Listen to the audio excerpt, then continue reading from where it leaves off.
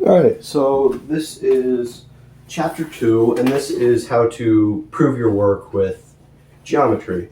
Right, so in algebra, if we had some equation, I don't know, 3 times x plus 2 equals 9. Right, just made that up. That is my dog. I apologize. Give me a second to let this out. It's the dog. It's not very happy. For whatever reason. Go out there. Okay, I apologize about that. But if we have, in algebra, if we had something like this, just made it up, we could look at this and go, well, that becomes 3x plus 6 equals 9, 9 minus 6 equals 3x plus 3, 3x plus 3x equals 1. Right? So you can just do that in your head by looking at it, but the teachers want you to show everything. They want you to show 3x plus 6 equals 9, 3x equals 3, x equals 1. So they want you to show all of those steps, and they still want you to do that in geometry. We're just going to do it a little bit differently. So the way you would do that in geometry would be, you would have, if we keep the same equation, 3x plus 2 equals 9, but then we're going to set it up with a T-chart like this. And on one side you have statement. On the other side you have reason, like this. Then from here you go, well, first you would say, sorry, I was looking at the statement and writing. You would say 3x plus 2 equals 9, and you'd say given, because, I'm told this already. Then from here, you would write the next step, 3x plus 6 equals 9, and then you would say, because of the distributive property.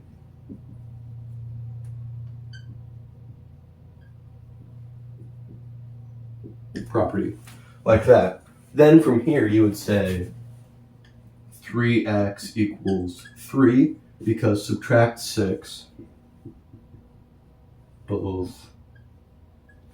subtract 6 both sides, and then you would say x equals 1 because divide 3 both sides, like that. So that's how you would have to prove it geometrically, right? So now you already have all the tools that you need for solving an algebra problem, but you don't know those yet for geometry. So first I'm going to give you just a couple, theorems, definitions, proofs, all that we'll use later on, and then also in this video to practice doing some of this. I also got these new tabs on here that I can just flip straight to the chapter without having to leave it open on every page. So if you're taking notes, you may want to write this stuff down. So first is the segment addition theorem, which states part of a line plus the other part of that line equals the whole line. Right, so if we have something like this, say this is point A, point B, and point C, you could say, segment AB plus segment BC equals segment AC, like that. And the way you tell is because they both share this point B, so it's going to be A to C. You can just fuse those together. And that's your example. This plus this equals this. All right. Next one will be the angle addition postulate. I don't know why one is a theorem and one is a postulate, and mathematicians want to be fancy. So, smaller adjacent angles add up to a larger angle, right? So if we have something like this, we have this angle and this angle. We'll call this angle A and angle B. We could say angle A plus, actually, I'm going to write this out a bit differently. We'll say this point here is point A, this is point B, this is point C, this is point D. We could write that angle CAB plus angle BA. What am I? That is a B, yeah. Angle BAD, we fix that, equals this entire angle CAD. Because they both share this point A and B, so it just goes CAD, like that. And I'm dropping stuff like crazy. So that's the angle addition, and it's also really saying that, you can't have, you can have negative angles, just not yet in, learning. And I think negative angles are weird because you go backwards, and then backwards is the same thing, negative pi over 6, negative, right, all that. But so two positive angles always make a larger positive angle.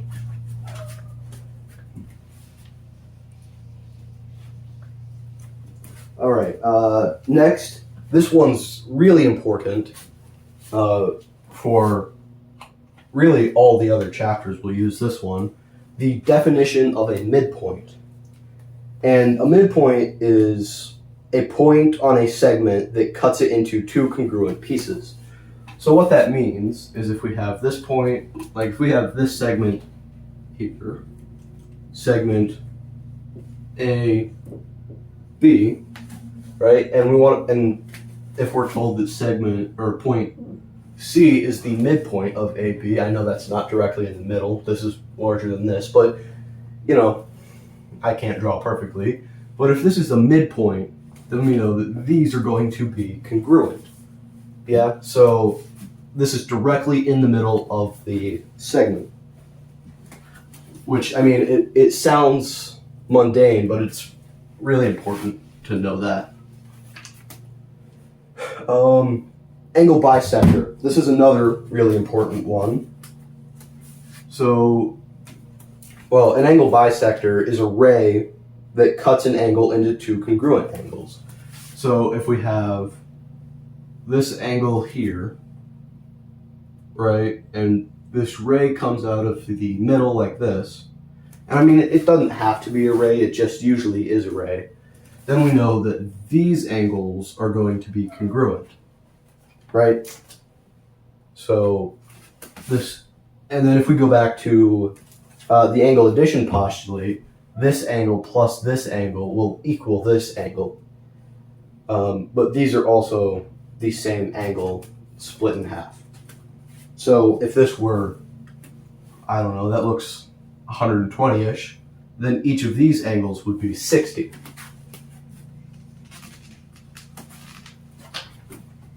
The reflexive property. This one sounds really, really stupid, and it is really stupid, but you have to remember this for chapter 4 in like triangle congruency and that kind of stuff. If we have this right here, well, actually, before I even get into a diagram, it states that like 1 is always equal to 1, 2 is always equal to 2. So if we have this here, triangle, and I cut it like this with an angle, like with a perpendicular line like this, it's going to tell me, if we write this A, B, C, D like this, it tells us that segment AD is congruent to segment AD on both triangles, because see how it splits it into two triangles? It'll tell us that this line is the same length for both triangles. And it sounds really, really stupid, but I mean, you need to know the formal term for it, the reflexive property.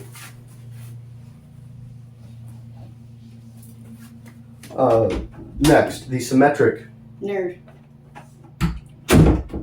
Guess that's just going to be a thing. Okay, the symmetric property.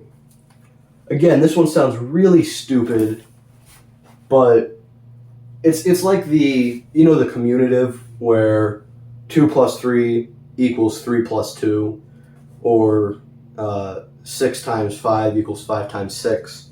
It's going to be the same thing, but with the equal sign, and we call it the symmetric property. So if A equals B, then B equals A. Again, this is really important for chapter 4.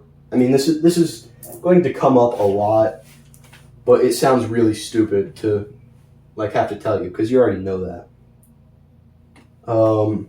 And then the transitive property.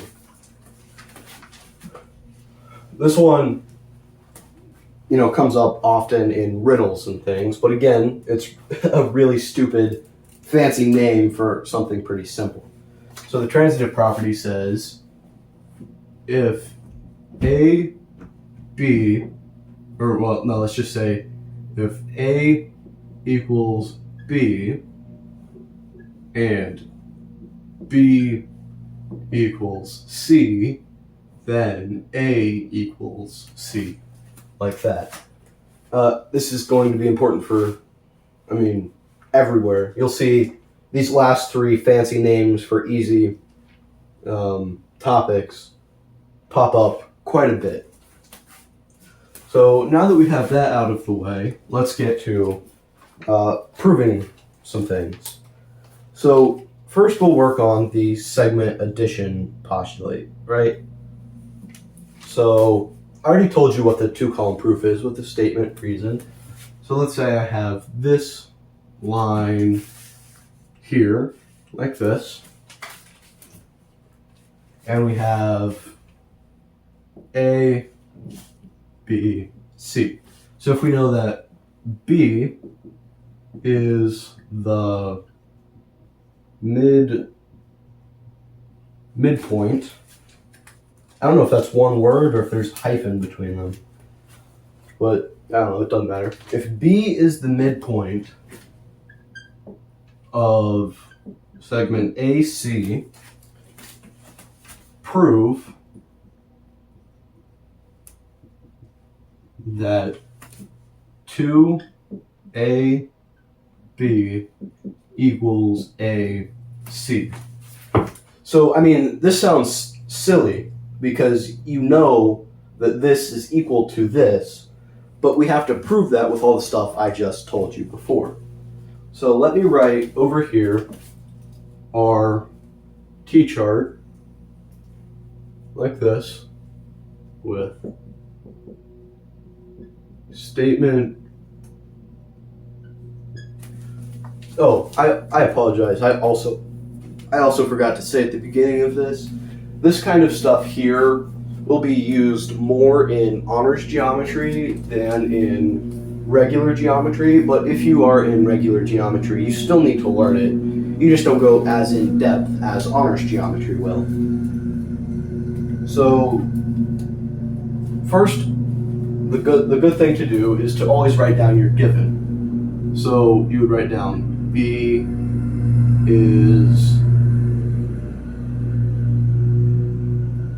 is midpoint because given, right? Then you would write down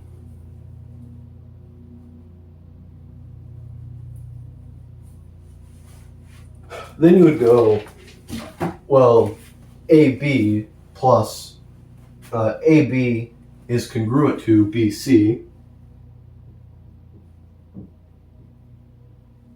Actually, let me put a little bit more space between those so you can see what I'm like each step. So then we would say that AB is congruent to BC. And the reason this would be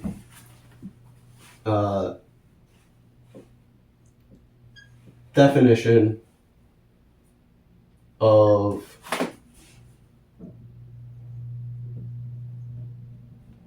of midpoint, because the midpoint tells us that this and this are congruent.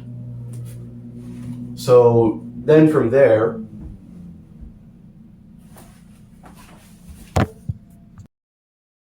hey, sorry about that.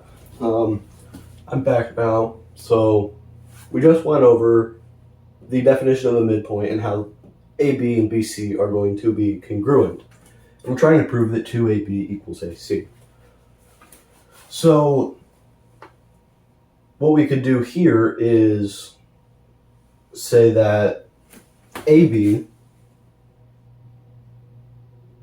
plus BC equals AC because of the segment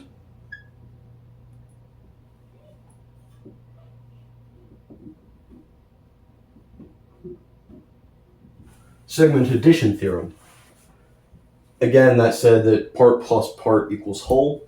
So AB plus BC equals AC. Then from here, because of the symmetric or the transitive, you could say that you can substitute back BC for AB again. So we say that AB plus AB equals AC because substitution. We substituted in AB because AB equals BC. And then we can say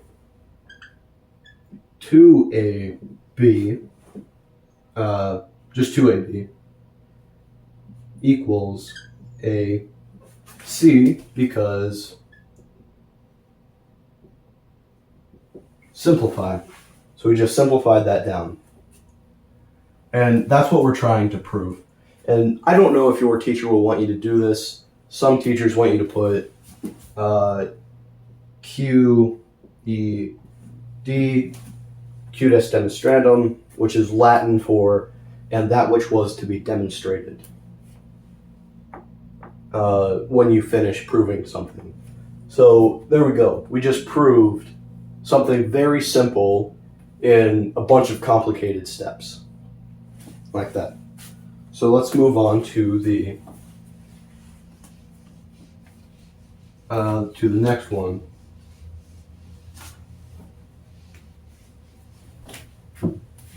From here, next page.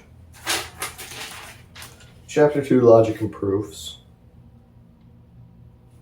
Okay, so if we have this right here, actually let me scoot this over a bit so that we have room for our thing. If we have right here like this, and this, label it A, B, C, D, E, and I'll put our table over here.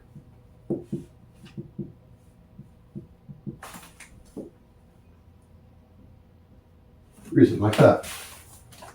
So what we're given is that,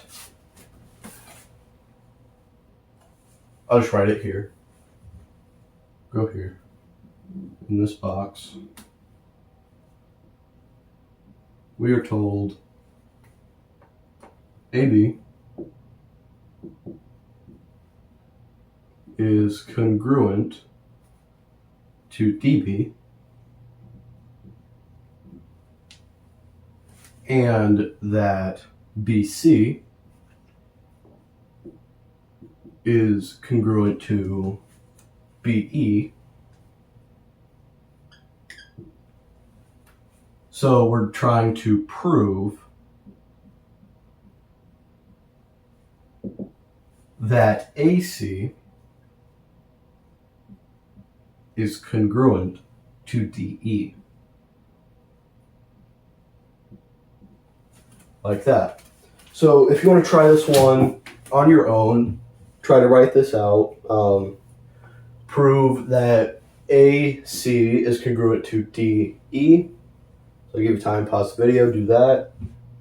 Okay, so here's how I would start with this. Is I like to draw our givens out on the diagram if possible.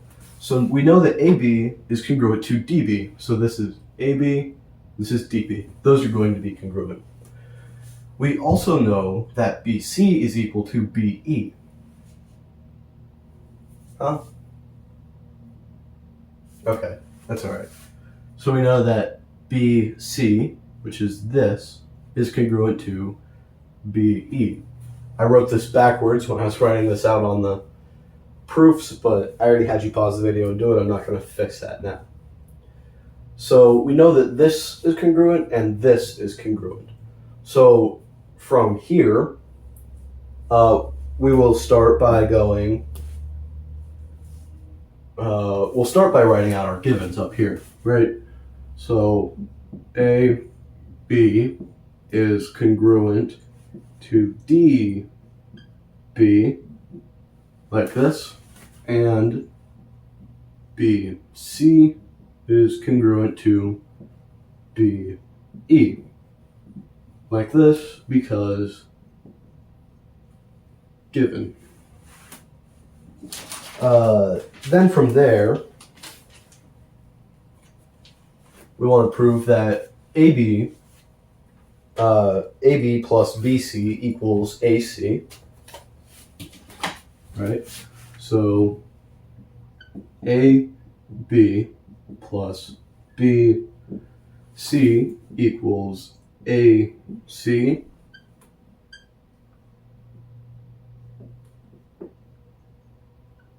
The segment addition theorem. Again, I'm abbreviating all of that, but you get the point. It's segment addition theorem. From there, we're going to say that BD, or I'm sorry, what is it? I have to look. So we have DB plus BE. So this plus this. DB plus BE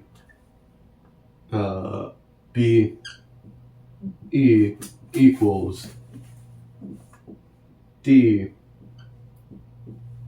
Actually, doesn't equal DE, but rather AC.